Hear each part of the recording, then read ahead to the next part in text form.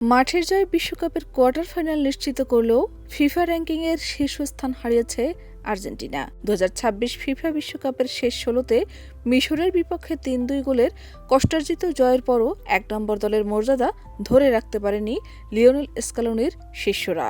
প্যারাগুয়েকে ১-০ গোলে হারিয়ে র্যাঙ্কিংয়ের চূড়ায় ফিরে এসেছে ফ্রান্স। সর্বশেষ হালনাগাদকৃত লাইভ ফিফা র্যাঙ্কিং অনুযায়ী ১৯২৫.৮৬ পয়েন্ট নিয়ে বর্তমানে বিশ্বসেরা দল হয়েছে ফরাসিরা। অন্যদিকে ১৯২৫.১৫ পয়েন্ট নিয়ে দ্বিতীয় অবস্থানে নেমে গেছে বিশ্বকাপের বর্তমান চ্যাম্পিয়ন আর্জেন্টিনা। দুই দলের মধ্যে পয়েন্টের ব্যবধান মাত্র ০.৭১। এই তালিকায় ৩ নম্বরে নেমে গেছে স্পেন। তাদের সংগ্রহে রয়েছে ১৯১২.৩৪ পয়েন্ট। চলতি বিশ্বকাপের প্রতিটি ম্যাচের ফলাফলের ভিত্তিতে ফিফা এই র্যাঙ্কিং হালনাগাদ করছে। যেহেতু ফ্রান্স ও আর্জেন্টিনা উভয় দলই এখনও শিরোপার লড়াইয়ে টিকে আছে, তাই টুর্নামেন্টের বাকি ম্যাচগুলোর ফলাফলের উপর ভিত্তি করে এই অবস্থানের আরও পরিবর্তন আসার সম্ভাবনা রয়েছে।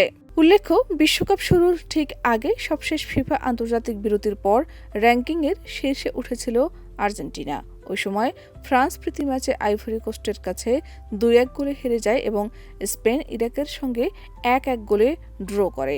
ফলে বেশ কিছু গুরুত্বপূর্ণ রেটিং পয়েন্ট হারিয়ে ফেলে দল দুটি।